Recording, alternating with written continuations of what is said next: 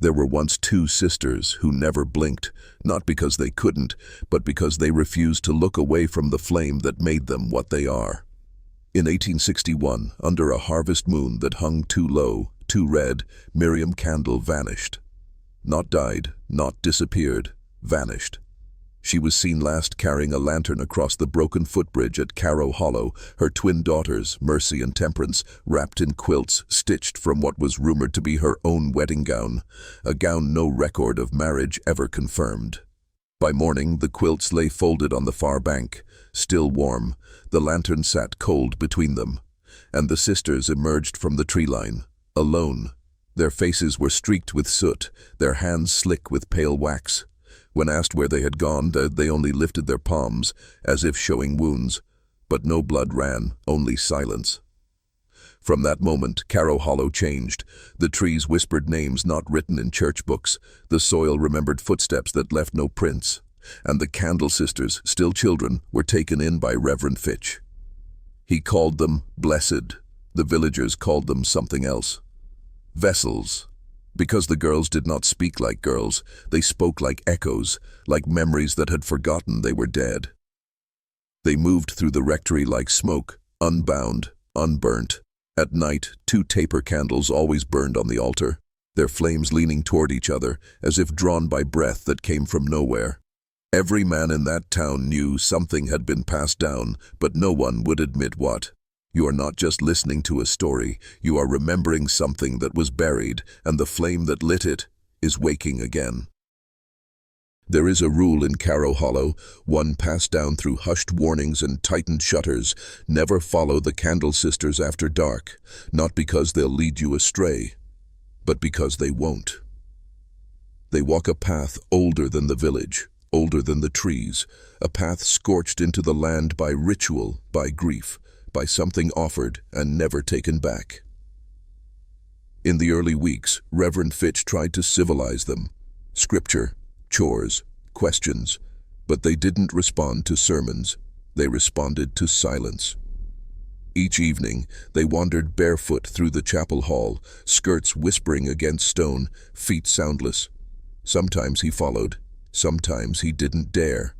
One night, he opened the chapel door and froze. Two iron sconces, both lit. Candles burned low, yet their flames reached upward toward the altar, not flickering, leaning, like something unseen was breathing from the pews, calling them forward. In the morning, he found the sisters in the orchard kneeling, palms pressed flat to the frost, eyes closed, humming. No hymn, no melody, just vibration. When he asked what they were doing, they did not answer. They hadn't spoken since Miriam disappeared.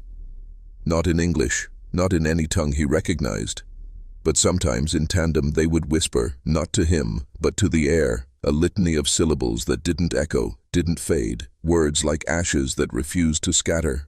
That spring, the congregation began to whisper. They said the sisters were candles themselves, wicks lit by a mother who had given too much, that Miriam Candle had not vanished at all. She had burned, and what rose from her was them, not daughters, not orphans, inheritors, and whatever they inherited was still burning. By the first frost, Caro Hollow no longer slept. Not truly, not since the orchard began to hum. It wasn't a sound you could place, more like a pressure behind the ears, a low vibration felt more than heard. Children who played near the blackthorn fence claimed they saw the Candle sisters among the trees, walking in slow circles, each carrying a single taper flame that didn't smoke, didn't flicker, didn't die. They weren't lighting their way, they were tracing it. The Reverend dismissed it as village hysteria, until the night he awoke to find the sisters standing at his door, palms bleeding, not from injury but from heat. Wax burns, even to the faithful. They held no candles that night, and yet the scent of singed beeswax hung around them, clinging like breath to glass. When he asked if they were hurt, they only smiled. That was the first time he saw it. The smile that doesn't reach the eyes, because the eyes are elsewhere. Later that week, he recorded in the parish ledger a curious event. The nave had filled with ash overnight, pale drifts gathered on every pew like snowfall, fine, soft, and bitter to the tongue. On the altar rail, 2 candle stubs, blackened, still warm, He reached to brush one away, and a thin curl of smoke rose, winding around his wrist like a question. It stayed with him. That scent, that texture, that trace. He began to forget things, simple things, verses, names, days. But he never forgot them, because they never left. And every time he crossed the threshold of his own chapel, he knew he wasn't walking into a house of God. He was walking into a memory, still smoldering. Clara Voss was the first outsider to speak of it plainly. A seamstress, practical, unshaken by rumor. She arrived at the rectory one rain-soaked morning to deliver mended garments. The front door stood ajar, dew beating on the iron handle. She stepped inside, expecting the warmth of hearth smoke and the scratch of old wood underfoot. What greeted her instead was a silence so complete it devoured the sound of her breath. She called out. No reply, just the hush, pressing against her like wool soaked in oil. Then she saw them. The Candle sisters. Standing in the corridor, their hands clasped around a single candle, wax streamed down their knuckles, over their wrists, down their elbows in slow, milky rivulets, pooling at their bare feet. Their eyes were fixed on the flame, not blinking, not shifting, as if the flicker itself was reading them, judging her.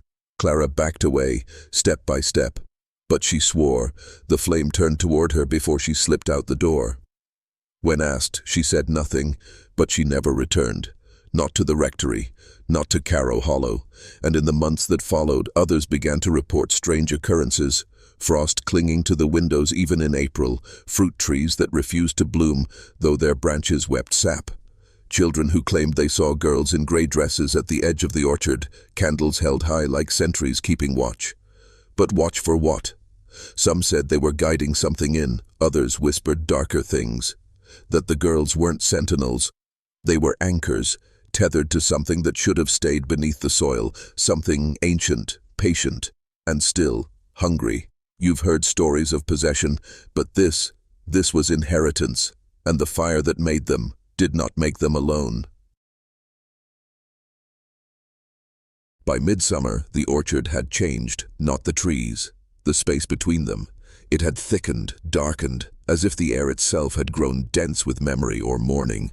Those who passed too close swore they could feel it.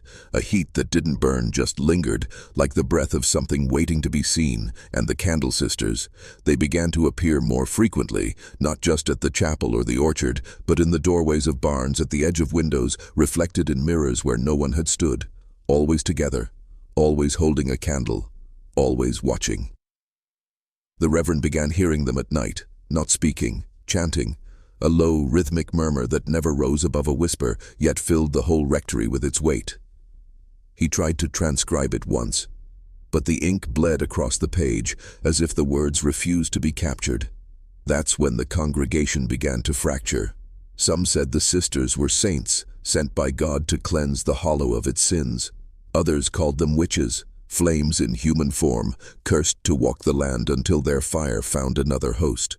But no one could deny the signs. A milking shed burned to the ground with no source of flame. A pond boiled away overnight, leaving only scorched lilies. And in the orchard, the blackthorn trees began to weep wax, thick drops, pale, scented faintly of beeswax and rot. When the Reverend confronted the sisters, they said nothing. Instead, they lit a single candle between them and held it out to him.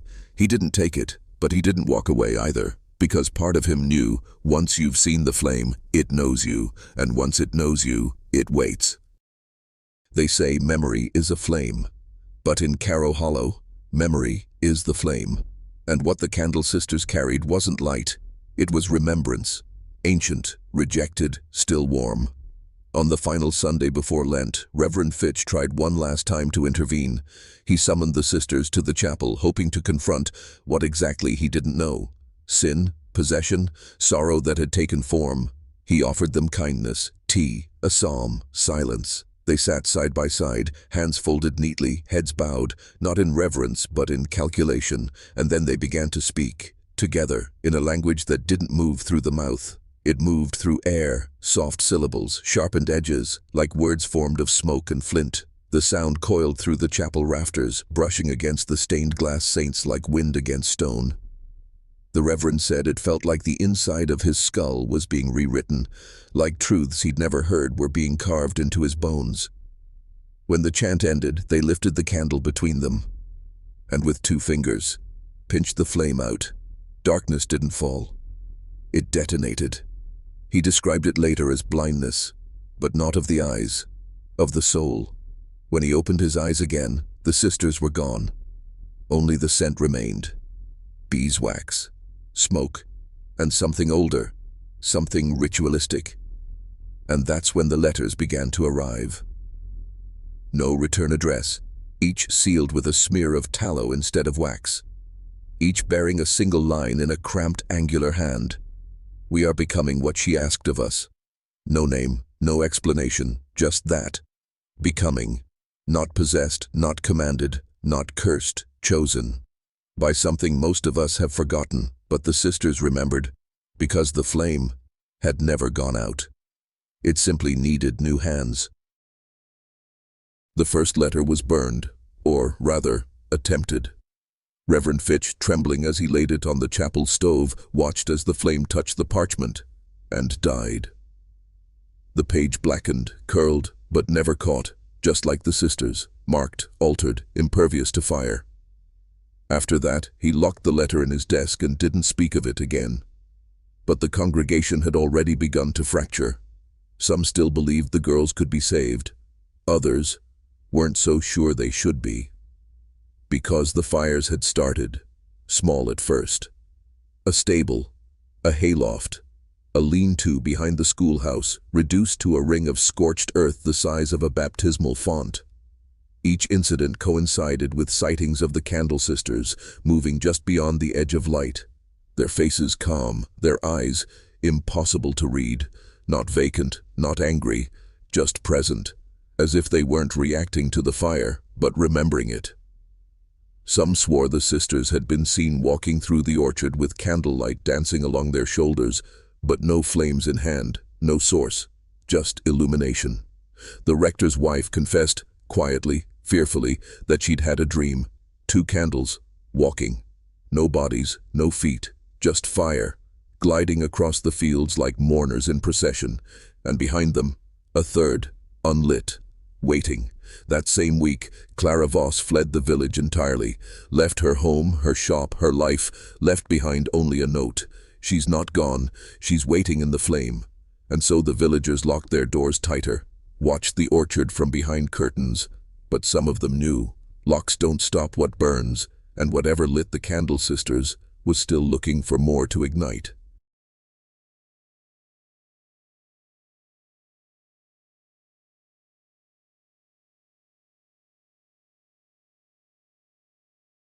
Ellis Wright made one mistake.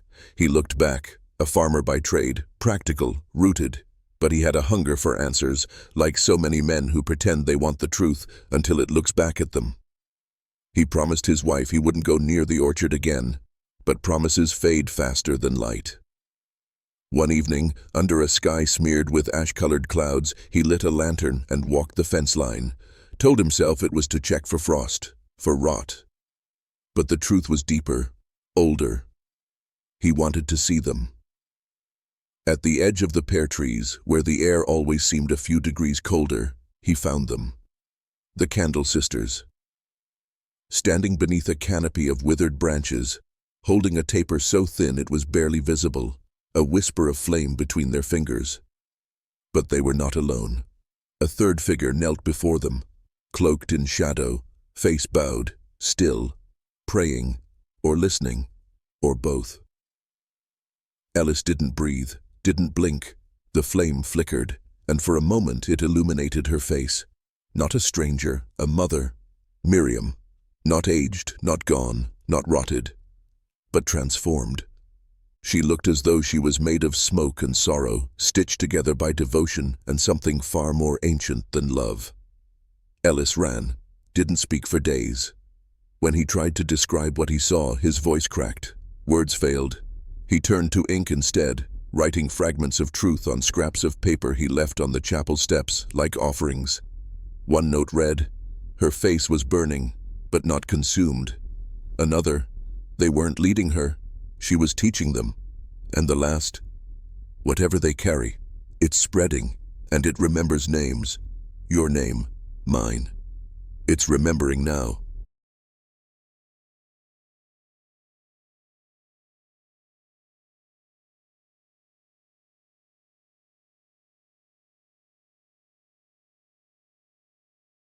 The orchard never thawed.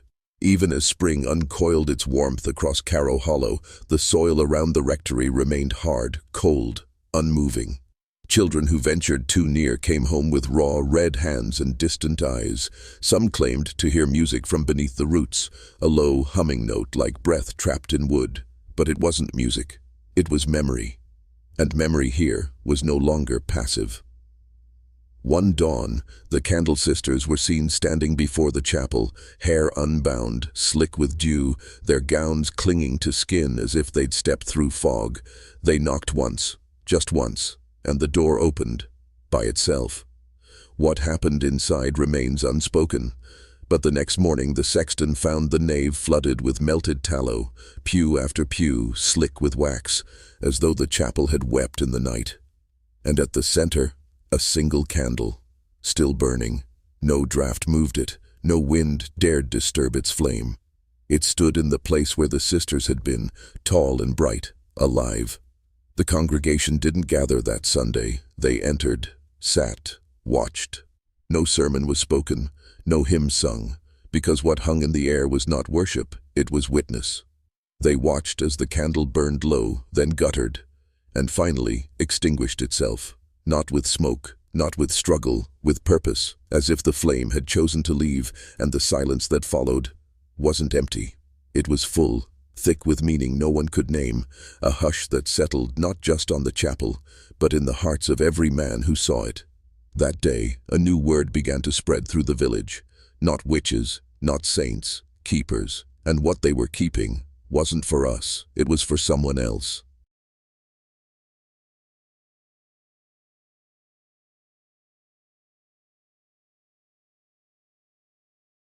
What the villagers feared most wasn't that the Candle sisters would return. It was that they'd never left, because each time the wind turned cold, the orchard came alive, not with blossoms but with reminders. Petals the color of old parchment drifted from branches that hadn't borne fruit in years, and beneath them, footprints, small, bare, fresh. Reverend Fitch kept his distance. He no longer tried to understand. He listened. And what he heard, in the dark hours just before dawn, was not the rustle of trees or the groan of old boards. It was breathing. Two lungs in unison, not panting, not strained, measured, ritual, alive, and sometimes, beneath that, a third. He began locking his doors, not to keep them out, to keep himself in, because he'd started to dream of candles walking, of fire that left no ash, of sermons whispered in wax. In one dream he stood at the altar, arms outstretched, and the sisters placed something in his hands. It wasn't a Bible, it was a candle, and as he held it, wax ran down his wrists, seeped into his sleeves, and rooted in his veins. He woke screaming, palms blistered. When he unbuttoned his shirt, he found a trail of wax hardened against his chest, though no candle had been lit. He tried to leave Caro Hollow the next day, but the carriage turned back. Twice. The driver said he felt pulled, not by fear, by gravity, like the road away no longer belonged to him. The Reverend returned to the chapel, lit 2 tapers, and waited. Because he understood something now. They weren't haunted, they were chosen, and what chose them does not release its own.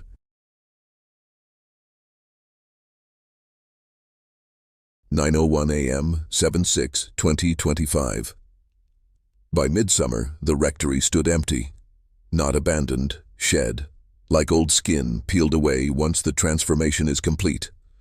Reverend Fitch was gone, vanished in the night without note or farewell. He left behind only his Bible and a final entry in the parish ledger. They have been patient.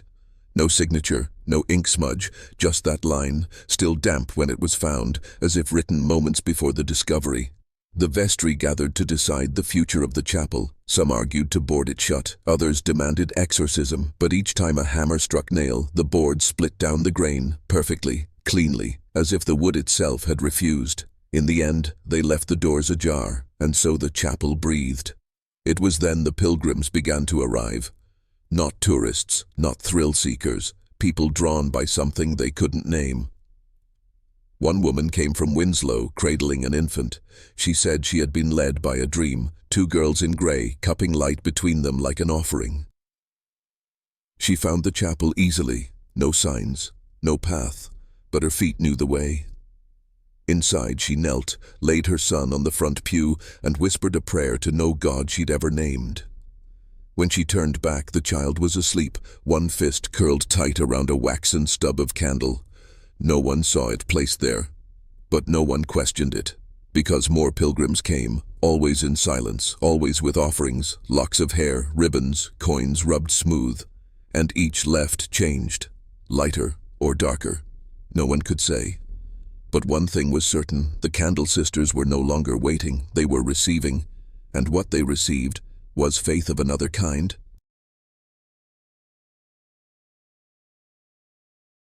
Faith, they say, is a light in the dark, but in Caro Hollow, faith was the dark, and the light, it judged you. As word of the Candle sisters spread beyond the village, not everyone came with reverence. Two men arrived one dusk, strangers from the north, skeptics draped in arrogance, iron rods strapped to their backs, lanterns swinging at their sides. They spoke loudly, laughed harder, called the sisters a tale for soft minds. They forced the chapel doors open wide, stormed inside, declared they would prove the legend false, strip the myth, expose the hoax. That night, the wind shifted, not colder, cleaner, and at sunrise the chapel doors swung gently in the breeze, empty. The men were never seen again, not alive, not dead, not at all. Only their lanterns remained, set neatly on the front pew, both still warm to the touch. From that day forward, no one questioned aloud, not the children who claimed to see the sisters gliding through the orchard with candles that cast no shadows, not the sexton who found tallow handprints on the chapel walls each dawn, not the mayor who dreamt of a flame curling behind his eyelids and woke with blistered lips.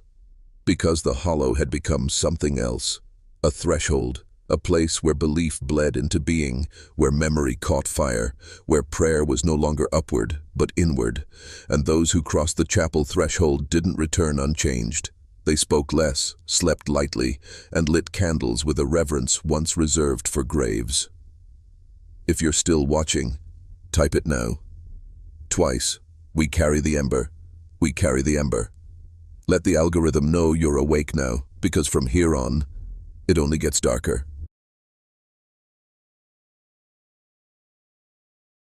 The rains came, hard, relentless, as if heaven itself had wept in protest.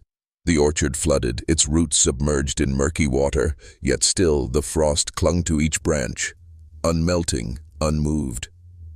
Villagers gathered at the fence, unwilling to step closer. Children whispered of blossoms drifting beneath the surface, pale, weightless like drowned moths.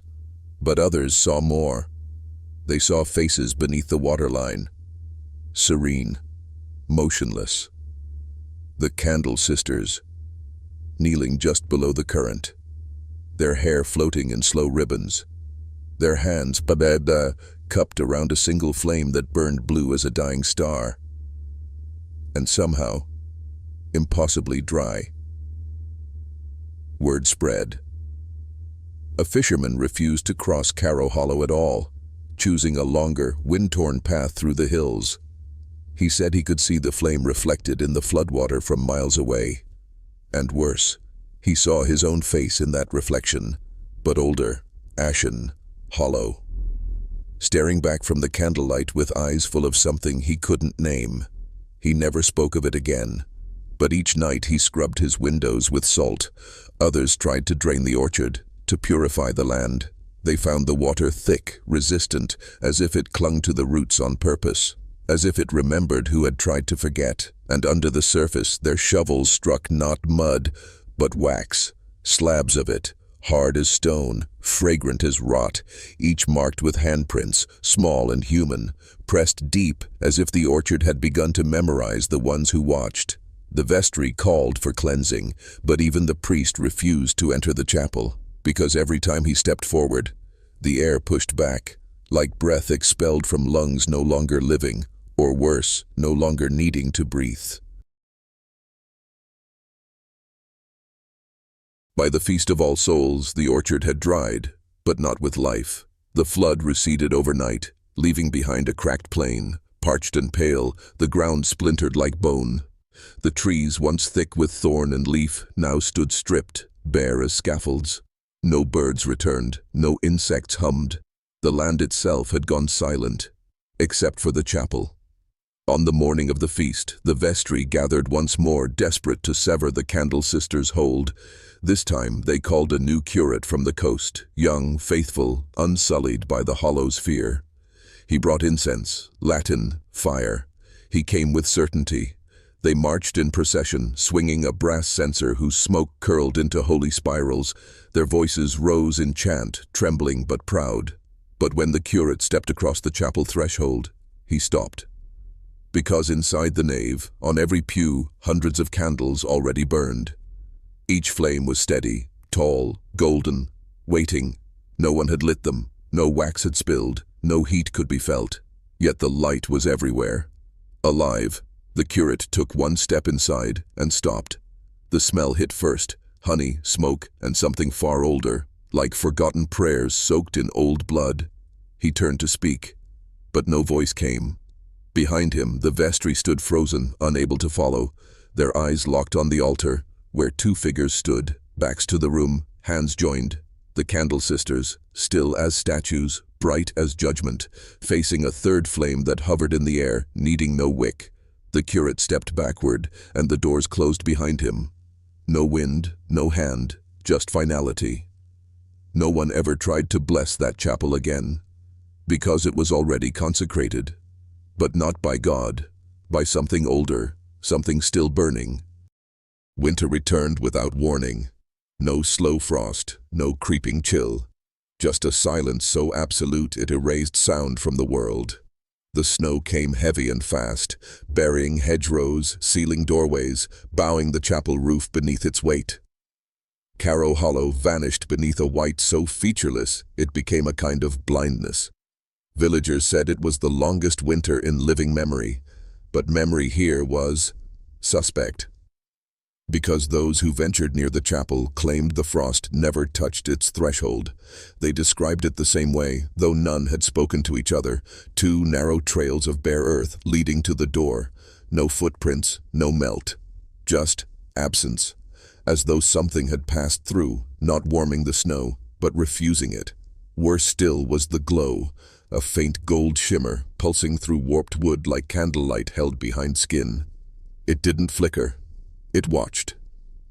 A dairyman from Eastgate lost his way one night, drawn to the chapel by instinct, not sight. He hid behind a dry stone wall, just close enough to see. And what he saw, the chapel door creaked open. No hands, no hinges groaning, just the hush of surrender. From the crack spilled a light so clean, so warm, it painted the snow gold. He smelled honey, then wax, then something like milk left too long in the lungs. And in the glow, two voices, girls, in unison, reciting a litany no priest would recognize. He told himself he'd look just once, that he'd be brave. But when he leaned out to see, the Candle sisters turned, at exactly the same moment. And their eyes were no longer eyes. They were hollow, and inside each hollow, a flame. He ran. The dairyman never returned to Caro Hollow, not even to collect his cart. His voice, once loud and proud, shrank to a whisper. He left notes in the margins of his almanac, scratched with shaking hands. The light didn't reveal, it devoured. Their faces were calm, their eyes were fire, but it was the calm that undid me. It wasn't fear, it was memory, and it wasn't mine. And perhaps that was the most dangerous truth of all. Because by spring, other people's memories began to leak into dreams. A woman in Dovetail awoke screaming from a vision of two girls kneeling in wax. A carpenter from Winslow claimed his tools turned brittle overnight, splintered like scorched bone. And in every case the same scent, tallow, sorrow, and something ancient, When the thaw came, it came all at once, like a lung finally exhaling. The snow vanished overnight, but what it left behind was worse. Petals. Hundreds of them, pale as bleached skin, soft as old flesh, and each one pressed with a single thumbprint. Children gathered them before their parents could interfere, folded them into books, hid them in drawers. Some said they could still feel a pulse in the paper. And still, the Candle sisters were seen, just beyond the fence, side by side, silent, holding no candles this time, only light, as if they had become the flame, or something deeper, something beneath the flame.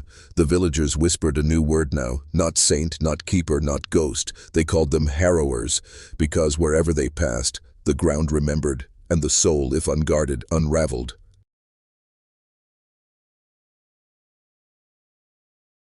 By the second summer, the chapel had become a compass, not pointing north, pointing inward, towards something beneath the skin, something most men spend their whole lives refusing to name.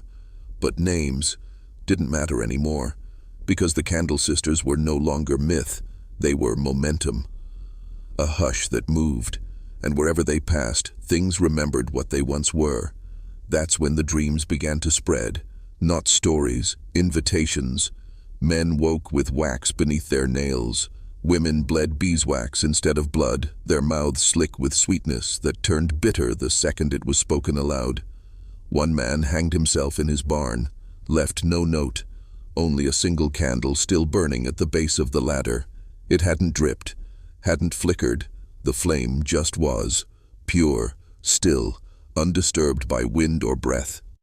When they took it to the Rectory to examine, it refused to go out. Even when submerged in water, even when buried in salt, even when broken, the wick remained dry, intact, eternal, and still the sisters moved, sometimes glimpsed between trees, sometimes in reflections. A child saw them in a mirror, just behind his own face. A midwife saw them in a basin of afterbirth, flames curled around umbilical thread. No one doubted anymore, not because they understood, but because understanding became irrelevant. What mattered wasn't logic, it was posture. Did you kneel? Did you run? Did you light your own flame, or wait for theirs to find you? By midsummer, every home had candles, but no one lit them, because they had learned something sacred. Not all fire is invitation, some flames are summons, and some hands are made to burn.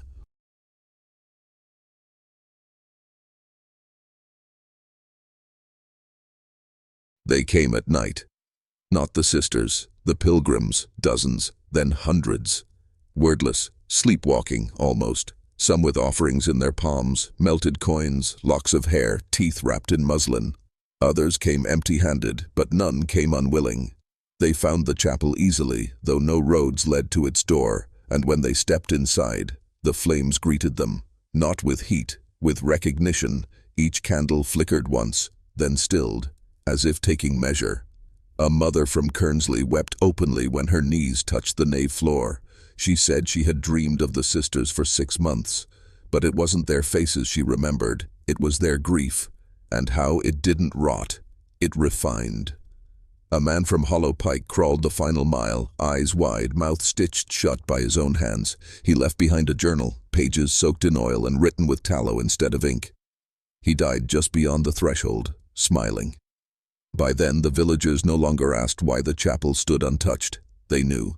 It wasn't a place anymore. It was a function, a door, and the sisters, they were not its guardians. They were its keys. Each night, the same ritual. The chapel glowed, the orchard breathed, and 2 figures moved from pew to pew, lighting candles that never dwindled. The third figure came and went, her form fluid, like smoke trying to remember how to be a woman. And in her wake, silence. Heavy, blessed, fatal. Some pilgrims stayed, rooted like trees. Others fled in terror, only to return days later, burned hollow from the inside. Not dead, but cured of doubt. Because some truths are not taught, they are seared into you. By autumn, Caro Hollow had no mayor, no priest, no law. It didn't need them. It had the sisters, and something older speaking through them, something without name or mercy. The orchard no longer bore fruit. It bore memory. Leaves turned not gold but ash white and fell without wind. They fluttered like feathers from a burnt angel's wing, weightless but thick with intent. The villagers stopped speaking aloud, not out of fear, out of deference, because to raise your voice in the hollow was to declare yourself apart from the hush, and the hush did not forgive. One boy, no more than 12, carved his name into the chapel door. The next morning it was gone, not the carving. The boy. His name remained scorched into the wood, but the lettering had changed. It burned inward, as if the chapel had swallowed it. People gathered that night, thinking to pray. But when the door opened, they found every pew occupied, not by bodies, by flame, small, uniform, each candle pulsing in perfect rhythm. And on the altar, something new, a cloth soaked dark with wax, stretched tight across a table of stone, pinned to it, a jawbone, human, clean, ancient, and between its teeth a single ember still glowed. The villagers turned away, but not all. One man approached, the sexton's son. He reached out, slow, reverent, and plucked the ember from the bone, held it between his fingers like communion. He smiled and began to burn. No scream, no collapse, just light, pure and quiet. The others watched as his skin blackened, his clothes turned to smoke, and still he stood, eyes open, mouth whispering the sisters' names, not in fear, in praise. They burned him, but he didn't fall. The sexton's son stood in the center of the nave, his body engulfed in quiet, golden flame. It did not rage, it breathed, like lungs of light expanding, contracting, carrying something far older than oxygen. And his voice, when it came, was not his own, it was theirs. Two voices woven into one, soft as bee song, sharp as bone. She asked us to wait. He opened the ember. Now the vigil begins anew. No one moved, no one could. Even the wind outside held its breath. And when the flame consumed what little flesh he had left, leaving only ash in the shape of a man, it did not scatter. It stood, whole, upright, memorized. The villagers fled that night, but not all of them made it out. Those who stayed behind, they stopped being people. They became instruments. Whispers in the fields, silhouettes at the orchard's edge.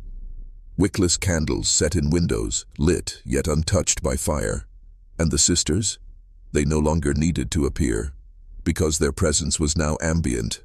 They were felt in the marrow, heard in the pauses between breath and word.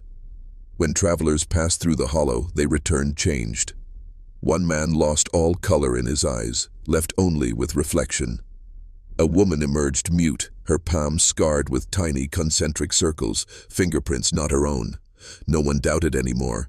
The sisters had become more than myth, more than omen. They were structure. They were the architecture of a new order, one that did not demand belief, only witness. And once you'd seen, once you'd heard the silence behind the flame, there was no going back. Because some fire doesn't burn you to kill you, it burns you to keep you. You've come this far. So let me ask you something dangerous. Have you lit your own candle yet, or are you still waiting for theirs? Because by the time winter came again, the hollow was no longer on any map. The roads twisted unnaturally, turning back on themselves. Trees grew in shapes that defied nature, spiraled, hollow, split with seams that bled wax when cut. And the chapel, it pulsed now, not just with light, with memory. It held every step, every whisper, every eye that ever lingered too long. And the air inside had changed. You didn't just breathe it, you absorbed it. One man, sent by the archdiocese to exorcise the site, entered with scripture, relics, holy oil. He left nothing behind but his rosary and the smell of sweet rot. The sisters didn't stop him. They didn't appear, because they didn't need to. They were not ghosts, they were a system. One designed to unmake linear time, to unthread certainty, to strip language down to vibration and leave only devotion. And the ones who stayed? They began to change too. Skin pale as wax, eyes glassy with candlelight, voices no longer their own. They spoke in pairs, always in pairs. 2 mouths, 1 voice. And when asked who they served, They did not name the sisters. They said only, "We remember the flame." That was the moment I knew. This wasn't a haunting. It was a harvest of belief, of witness, of anyone who ever stared too long into the hush and didn't look away. And if you've made it this far, then you've already heard it too. The quiet, the rhythm, the call beneath the skin. Comment below. I remember the flame. Comment it twice, to lock it in, to let them know. You're ready.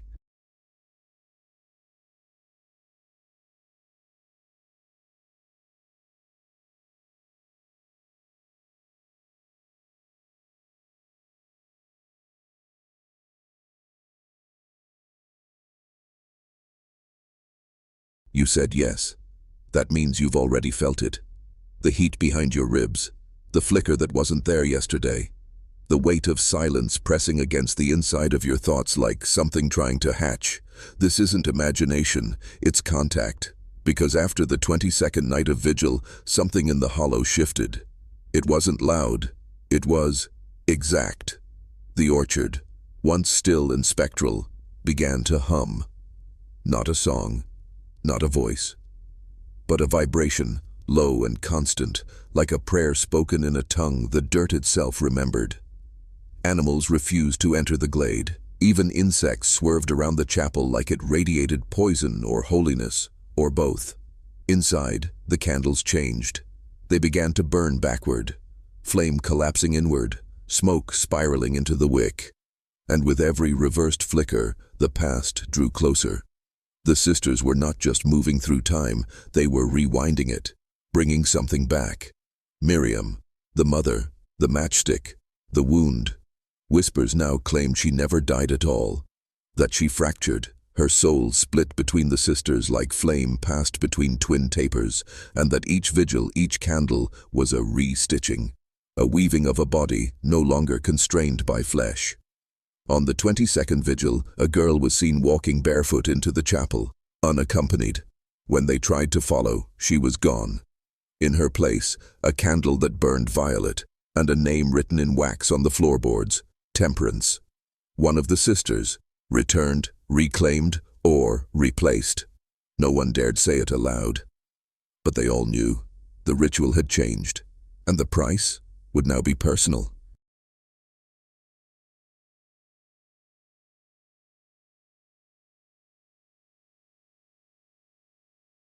Temperance. The name had not been spoken aloud in over a century, not by the villagers, not by the reverend, not even by the sisters themselves, and yet there it was, scrawled in wax across the chapel floor, still warm, still melting. A signature in surrender. The girl who entered that night was never found, not her shoes, not her scent, not even her shadow. But those who peered through the chapel windows afterward, they said they saw her, kneeling, candle in hand, face turned toward something no one could name. She had not aged, but she was no longer young. And her eyes, they no longer held reflection, only absorption, as though light could enter, but never leave. That week, something else changed. The orchard, once dead or dreaming, began to sprout, but not fruit. Teeth, dozens, hundreds. Small white shards pressing from the bark, embedded like seeds of memory that never belonged to trees. The villagers wrapped the trunks in linen, sang hymns, lit incense. But the teeth grew back, more each night. And beneath the roots, soft hums, familiar voices, childlike. Some swore they heard Miriam's lullaby rising through the frost-bitten loam, twisting itself around nursery rhymes never taught. That's when the dreams returned. Not visions this time. Instructions. They came in pairs, two voices, always two. Light it where no one can see. Speak no name but hers. Bring nothing, burn everything. Begin. And they woke with their fingers blistered, their mouths dry, their sheets smeared with wax and ash. None of it made sense, but none of it had to, because the hollow had stopped asking for belief. It had begun demanding loyalty.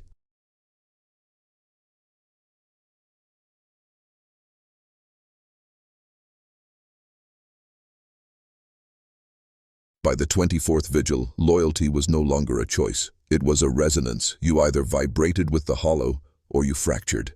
The old maps were useless now. Caro Hollow moved, not across land, but across meaning. It began to appear in places it was never built. A fog-drenched clearing in West Virginia, a ruined chapel outside Prague, a collapsed cellar in Newfoundland, and in each, the same signature. 2 candle stubs, still burning, still clean, and always, the hush. Those who found these echoes didn't return with stories. They returned different, unburdened, emotionless, devoted. One man mailed his own teeth to a museum in Chicago with a note that read, "She doesn't need them anymore. I only speak in wax now." Another woman carved the word vigil into her arm with a communion knife. No rage, no panic, just a calm, clockwork rhythm, like she was taking dictation from something just beyond the veil. Even those who had never heard of the Candle Sisters began to feel their pull. Artists painted twin figures in their sleep. Children hummed lullabies they could not have known, and all across the world, candles began to burn longer, dripping less, glowing colder. Some churches tried to intervene. They held exorcisms over phone lines, burned psalms, drowned icons in holy water, but nothing worked, because this wasn't possession, it was inheritance. And the sisters, they were no longer remembered as orphans. They were called what they always were, conduits. Not saints, not sinners, structure, 2 mouths, 1 will, no end. And wherever that flame spread, the world forgot what it meant to be unlit.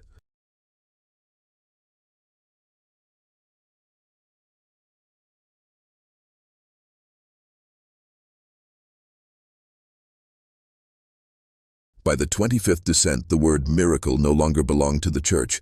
It belonged to the flame, and it did not heal. It hollowed, because in the chapel now, if you stood alone long enough, you'd hear it.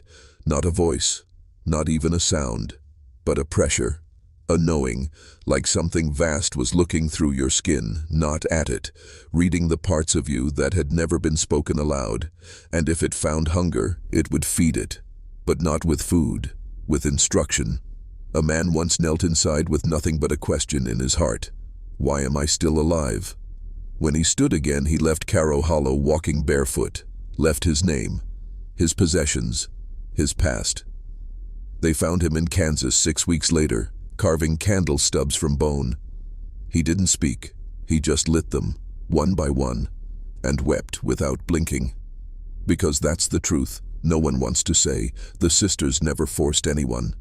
They invited, and the ones who stayed, the ones who burned, they were already asking for it. They just didn't know what they were begging for, until the hush answered, and the flame came to claim what was already kindling. It was always about more than 2 girls. This was a system, a ritual inheritance, a divine infection wrapped in silence and smoke. And Miriam? She wasn't just a mother, she was architect. Her daughters, the mechanism, the chapel, the throat, and the flame, the voice, still speaking, still choosing, still waiting to see if you will kneel or run, because by now the question isn't what they are, it's what you've become. There comes a point where the story stops being about the Candle Sisters and starts becoming yours. If you've made it this far, you're not just listening, you're remembering. You've felt it, haven't you? That impossible familiarity, the smell of beeswax in a room with no candle, the hush just before sleep, when the dark feels heavier than your own breath. The moment you look into a mirror and wonder whose eyes are staring back. That's not superstition, that's resonance. Because the sisters don't haunt, they echo, and echoes find chambers to live in. You are a chamber, and now they've begun to speak through you, every flicker in your peripheral vision, every dream where your hands are coated in wax. Every time your reflection moves just a second too late, they're pulling you closer, not to punish, to prepare. You see, this has never been about fear, it's about transformation. Miriam didn't vanish into the woods to escape. She descended. She cracked herself open like a vessel, poured her flame into 2 daughters, and taught them how to carry devotion without language. What began as myth became mechanism. And now it's spreading again, through the hush, through this video, through you. You've been marked by what you chose to witness, and whether you believe or not doesn't matter anymore. Because you've seen the flame, you've heard the hush, and once you hear it, truly hear it, it becomes a part of your silence. It burns behind every word you never speak, because some candles once lit burn behind the eyes forever.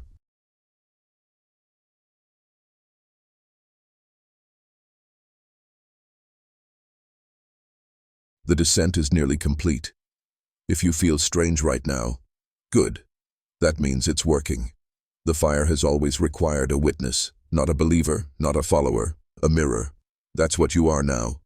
A polished surface reflecting a flame that never belonged to you, but always recognized you. You were chosen the moment you listened without flinching, and the hush has noticed. Do you remember what was said in the first breath of this tale?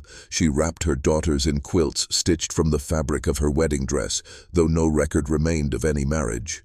That was the beginning, but it was never hers. It was yours, because Miriam was never a name. It was a role, a title, passed down through silence. Each generation receives it not through blood, but through flame. And the sisters?